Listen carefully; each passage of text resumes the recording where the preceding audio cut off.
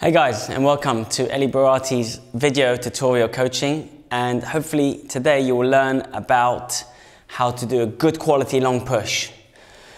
When you do a long push, there's a couple of key elements that you need to think about. Number one, the angle you're coming from. It's not a short touch, which means you're coming more of a forward motion. It's a long push, which means you want to try and get lots of energy and make the ball go fast and long. And this means you want to try and come from the side, a little bit like hacking down a tree. You're chopping down a tree. With the backhand, I'm not sure where you're chopping down, but you're just chopping down. So it's from a side motion, not from a forward motion.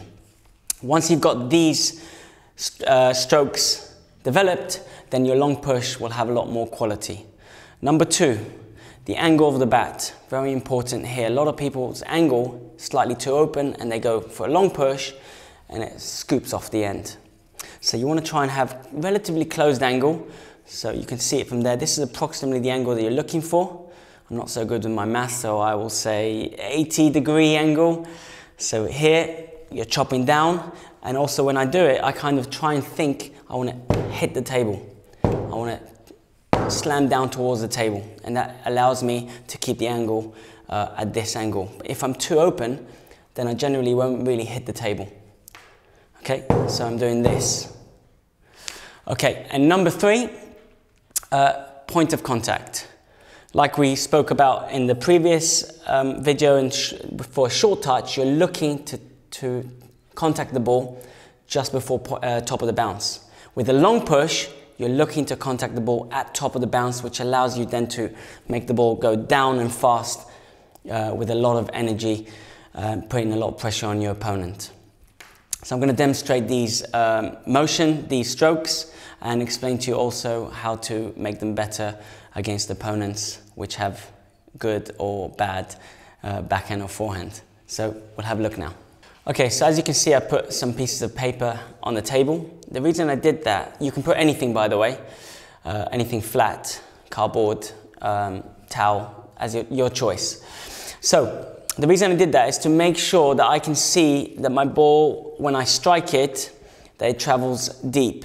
The reason you want the ball to go deep is because you want to make your opponent hit the ball at a later timing point, which gives you more time to recover and hopefully dominate them after. So a nice little exercise that I use with my players, and you can do it by yourself as well, is just take a little bucket of balls, or even one ball at a time, and you literally just drop it, and then you strike it as you're doing a long push. Note that you hit the ball top of the bounce, and you want to try and zone in on this area of the bat. So there. So notice again, what I'm doing here is I'm accelerating before point of contact, so it allows me to generate speed and also spin. I still hit the ball with a thin contact, but the contact is a little bit heavier than a short touch, which then makes the ball travel a little bit faster. So there. Same with the backhand. Notice, by the way, how I come from the side and then I strike down. So here, strike down. Did you see that time I hit the table? There, I hit the table again. So that's telling me that my angle is quite closed, which is good. So there, oops, here, good. Good. So you can see all the balls are landing deep towards the baseline, the white baseline. So if my push is not good quality and I'm doing that, then it's easy for my opponent to attack me. Same with the backhand. You're coming from the side and you're hacking down, forward, so forward. Keep your head low.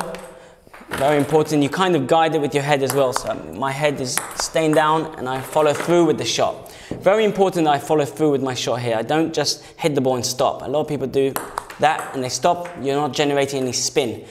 Go through the ball, which generates a lot more backspin on the ball. So when we're talking about the follow through, pay attention. Before I mentioned how we hit the table. If you're hitting the table, it generally means you've followed through. If you haven't hit the table, you haven't followed through. So you see how I hit the table there? And I followed through. Now, obviously, you don't always want to hit the table if you can avoid it, but it's the follow through that's making me create a little bit of extra energy. And this is both on the backhand and forehand. Backhand, sometimes you'll find that you won't hit the table as much. And with the forehand, you might hit it a bit more just because of the angle is a bit different. From the backhand, you're coming from your stomach. From the forehand, you're coming from side on. One last thing I'd like to explain what I mean by follow through is if you notice when the ball's here, what I think about is I don't think about hitting the ball there. I think about hitting the ball as if it was here. So as if the ball was there.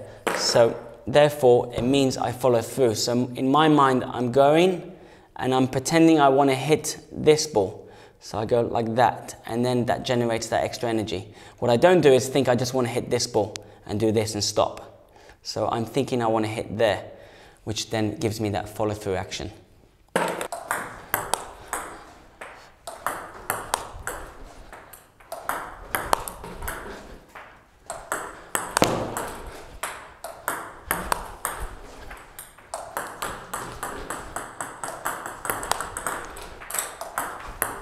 Okay, so note how when I step in, I keep my head low and then I follow through with the stroke. And then I step back out, staying low. A lot of people, they play the push, they stand up, and then they're off. They're going to kind of give dominance to their opponent. So you want to push, stay low, get back into a good neutral, ready position, which then allows you to drive forward on the next stroke. Okay, so if we're talking about the timing point, unlike before, which it was before top of the bounce with a short touch, this time we're talking about in and around top of the bounce. You want to contact the ball, in and around top of the bounce. Okay, well hopefully those things will help you. I'm just going to give you a couple of other little quick tips for you to be aware of. Number one, analyze where your opponent is standing and try and use it against them. So some players might stand predominantly on their forehand side, so use the long push to go out wide to their forehand, let them topspin if they get there, and then block them back wide to the backhand side. Another little tip for you is to make sure that you focus on the grip when you're pushing. So as I said before, with the short touch, you want to do a little squeeze. Same applies here. You want to squeeze the handle as you push. And this time, it's more of a little snapping, squeezing with the wrist. So I snap my wrist a little bit and I squeeze as I snap. So I squeeze like that and I'm snapping my wrist. So hopefully those things will help you with your game. Like anything, you need to practice to get the timing right, to get the motion and the stroke correct, but in time you'll get there. Thank you very much for watching. I hope to see you in the next video, and please don't forget to like, subscribe, ask me any questions as well. Feel free to leave a comment, I'd really appreciate it. And also lastly, you can visit my website for more tips and tools for your personal development at coachmetabletennis.com. Thank you, see you next time.